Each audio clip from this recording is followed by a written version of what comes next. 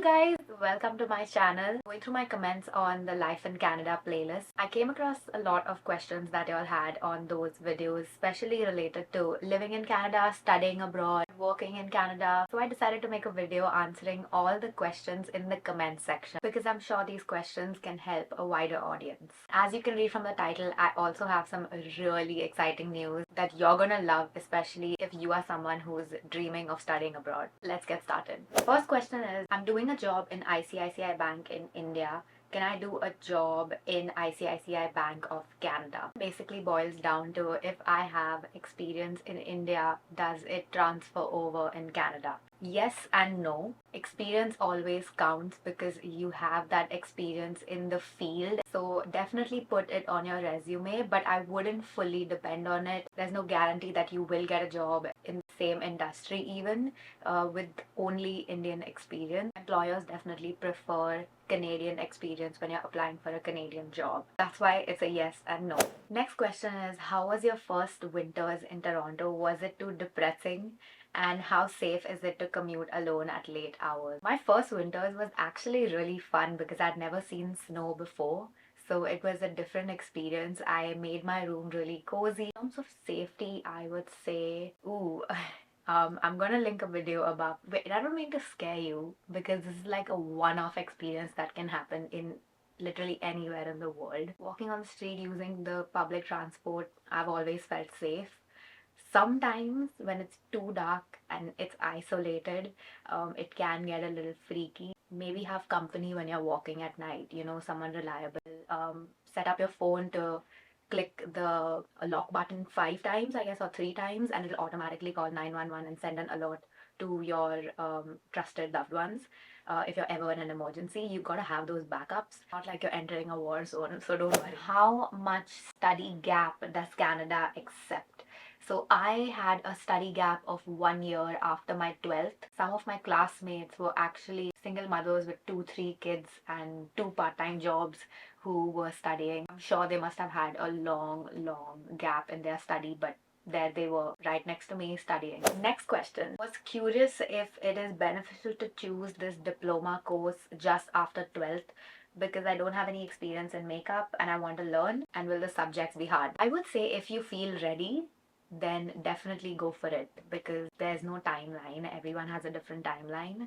But I know that if I came here after 12th, I would have not survived more than a month. I would have ran back home. It's a big change and you have to be really resilient. If you feel like you need more time, then take your time. There is no rush because it's better to come later and stay the course than to come here before you're ready. Make sure you're mentally prepared for what you're signing up for. So I would suggest doing a post-graduation course here. That's kind of the age I felt ready. Cosmetic management specifically, the courses are not hard. Which course or degree has better scope in Canada, like a master's in journalism and mass communication or master's in aviation management? Or any other good degrees or courses that you can suggest. Totally understand that you want specific answers which you can't find on the internet every time. That's where a consultancy comes in. I know this process can be quite overwhelming and there's so much information out there, and then there are scam agents. It's a hectic and scary 1 year at minimum, and I can't imagine having to do it all alone. Having good guidance specific to each person is vital. That being said, I would like to introduce a God-sent company who has kindly reached out to sponsor this video. I do believe they can immensely help you in your journey. Help is an online international consultancy platform that have made it their mission to help students study in their dream colleges and universities across Canada, UK, US, and Australia. Their team of highly trained coaches have studied, worked, and live in these destinations just like myself, and that is the most reliable advice you can find because they have on-ground experience. They guide you from the very first day you decide to study abroad, from course recommendations, college applications, SOPs, visa applications, even flight bookings, choosing a phone plan, opening your bank account here, till the day you land on campus. They are with you. And if you wish to work after studying and get your PR, citizenship, etc., like I had planned way before, you can let the coach know and they'll take all this into consideration while guiding you. You get unlimited one-on-one guidance all online, wherever you are in the world, through WhatsApp, emails, calls, which is so convenient. They have made consultancy more accessible, which is what I love. Their coaches are paid a salary and judged on student satisfaction, so they have your best interest at heart and nothing ulterior to gain. So I'm a big advocate for HALP's work structure. The cherry on the icing here is they are absolutely free. No sign up cost, no hidden fee. When you get admission, the colleges pay HALP, so it's a win-win. In fact, they help you get discounts on application fees, loans, sponsorships because of their partnership. Honestly, I wish I had discovered HALP sooner, but now I'm grateful to be able to make someone else's journey to study abroad easier. If you want to learn more about HALP, visit their website over here, or I'll also put the link in the description box if you want to check it out. If you have any questions about HALP or anything, leave a comment below and I'll do my best to help you out. Let's move on to some more questions. I have it out here. Please share about the PR thingy. If we study in a university, the chances are less for PR. Is that what you're trying to say? No, that is not what I was talking about. Essentially, the difference, the timeline and the amount that you will spend is the difference. But you can get PR either way by studying at a university or a college. Do we have job opportunities after cosmetic management? And is the salary enough to repay loans we take for the 2-year program?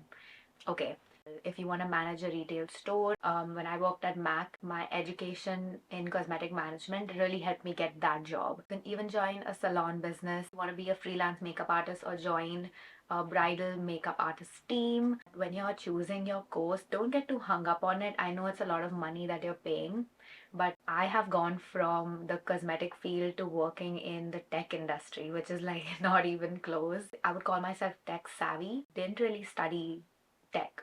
So even though you have studied a program, you can always change your direction later. Life is going to take you in many different directions. In your 20s, it's all about experimenting, I believe, and see what you're enjoying. I would say the average salary would be like $16 to $18 an hour, which is above minimum wage. I do believe that here they promote really fast and it's not as difficult as it would be in India, my personal opinion. But definitely, if you have good personal finance, if you're on top of that, then you can save and pay back your loans. It is a little tough to live a cozy life with a 9 to 5 retail job. You would need to really budget yourself hard to pay back loans.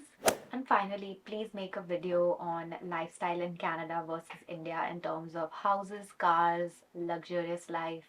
You can share your own experience. To summarize my experience in Canada versus India, I actually recently visited India. In Canada, I'm very routine, made myself like that because otherwise your life will just be haywire, and I have experienced that. Going to India, I didn't have to worry about cooking, cleaning, doing any chores because there was help. My mom would make me delicious dosa with chutney. Oh my god, I miss dosa with chutney. Because I was in my comfort zone, it was very easy to go off track. Don't think I could do it forever. I don't think I would be able to progress in life if I would remain in my comfort zone. There are different kind of luxuries, I would say. I had my parents' car back home.